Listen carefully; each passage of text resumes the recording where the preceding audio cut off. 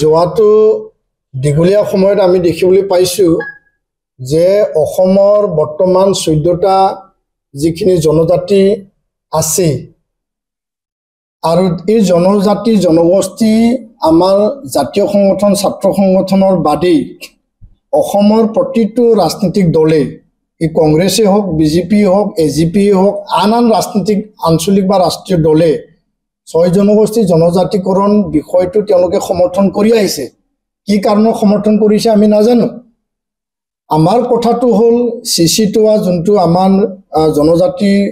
জাতীয় ছাত্ৰ সংগঠন সমন্বয়ৰক্ষী কমিটিৰ এই সিদ্ধান্তটো এতিয়াও অটুট এতিয়াও বাহাল এতিয়াও আমি অটল আছো যে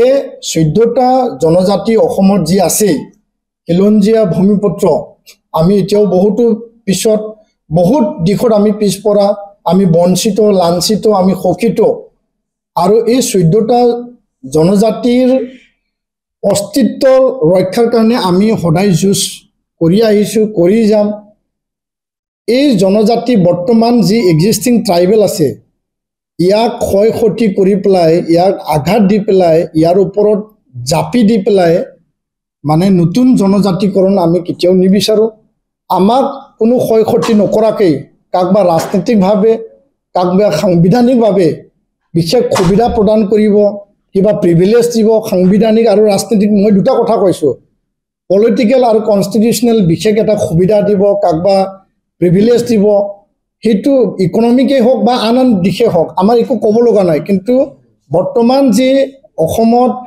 জনজাতি আছে সেই জনজাতিৰ ক্ষয় ক্ষতি আঘাত হানি পেলাই কোনো সিদ্ধান্ত লোৱাটো উচিত নহয় আৰু এই কথাটো ছয় জনগোষ্ঠী দাবী যিখিনি মানে জাতীয় দল সংগঠন আছে বা এই কমিউনিটি বিলাকো জানে যে আমি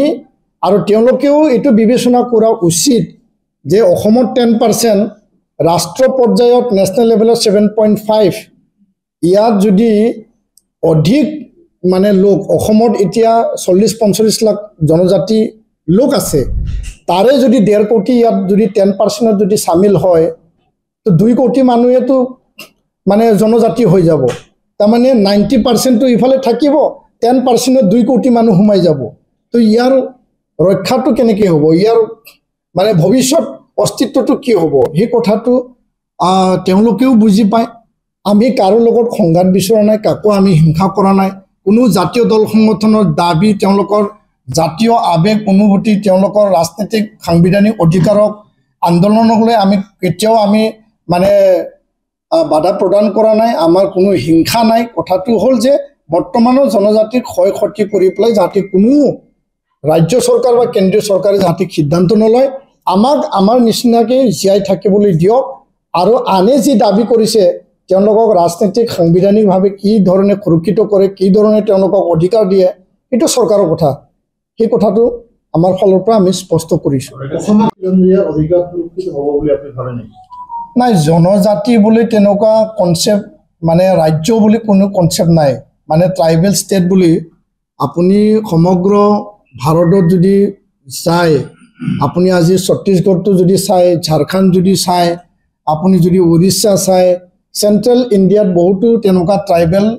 কমিউনিটি ডমিনেটেড ৰাজ্য আছে তো তেনেকুৱা ট্ৰাইবেল ষ্টেট বুলি কোনো নামকৰণ নাথাকে কোনবা ৰাজ্যত জনজাতিৰ সংখ্যা বেছি হ'ব পাৰে কোনবা ৰাজ্যত জনজাতিৰ সংখ্যা কম হ'ব পাৰে কিন্তু ট্ৰাইবেল ষ্টেট বুলি তেনেকুৱা ৰিকগনিশ্যন ইণ্ডিয়াত সংবিধানত তেনেকুৱা লিপিবদ্ধ নাই এটো মানুহে বনাই লোৱা এটা কনসেপ্ট মানে জনজাতিৰ সংখ্যা বাঢ়ি যাব পাৰে কিন্তু এটো ট্ৰাইবেল ষ্টেট বুলি কোনো তেনেকুৱা লিপিবদ্ধ সাংবিধানিক মৰ্যাদা তেনেকুৱা নাই আৰু এটা